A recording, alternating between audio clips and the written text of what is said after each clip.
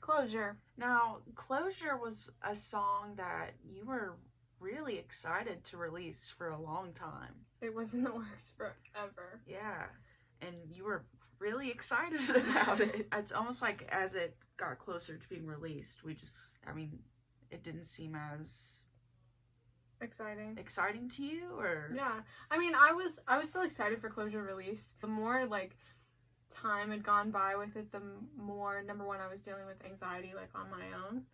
Like, was having a very not fun time with that.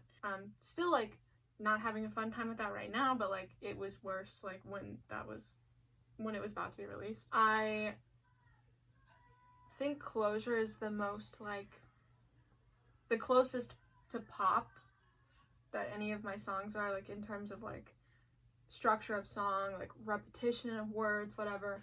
And as much fun as that is to like perform live or whatever, like for me, especially sitting with it for so long, it made it harder and harder to listen to.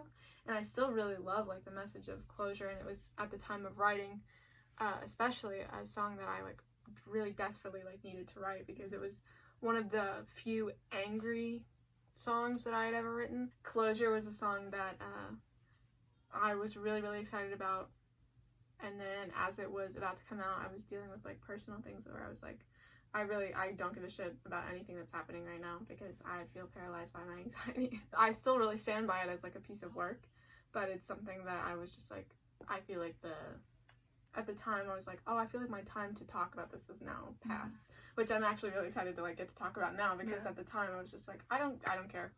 I can't care. Yeah. What's it about? So I really liked this guy when I was younger, much younger than I am now. When I was in high school, and much younger than she is now. 2 years ago. And I was best friends with this man, and I was like, I'm in love with you, low key. I never told him. I told him much later, but it's only because he asked me about it. At the time that we were like a thing in my head, which we were never a thing, we were best friends. But in my head I was like, maybe there's like something here. There wasn't, but maybe there is. I was like, he's my soulmate. Like, that's how well we got along. I was just kind of like, yep, it's done. He's my soulmate. He graduated. I was still going into high school, and I kind of wrestled with this idea because he started dating like this other girl, like literally like while I was in love with him. And I was like, I wrestled with this idea that potentially he was my soulmate and I was not his. You can be my perfect match and maybe I'm not yours. Yeah. So I wrestled with that idea for a while, and I was like really like, at the time, so psychologically torn apart by this idea that like, I'm just gonna go the rest of my life and never find anybody that ever makes me feel like that ever again at 15, you know. And I just have to deal with that, and he'll just live with his soulmate that he just found just now, and I'll watch. It sounds funny now because I remember how real like that felt. The more time that had gone by, the angrier and angrier I got at him, because I was like, well fuck him, because he led me on and whatever, created this that he had this evil master plan, you know, in my head as a means to move on. Yeah. And for years needing to demonize them. Yeah, needing to demonize this person in order to move on with my life, and to realize that he wasn't my soulmate, and that's not how soulmates work. And then I was about to leave for college, and he reaches out to me because I had journal videos on YouTube, and I did the spread on To All the Boys I've Loved Before, right? He sent me a picture of it, and he was like, hey, and I was like, and he was like, so, really weird question, but is this about me? And it was really late at night, and I was like, I haven't seen you in like 3 years, so it was about you. And so very bold of you, very brave. Yeah, I have my moments, and also I was like 3 years older, and it was easier to be like, yeah, it was.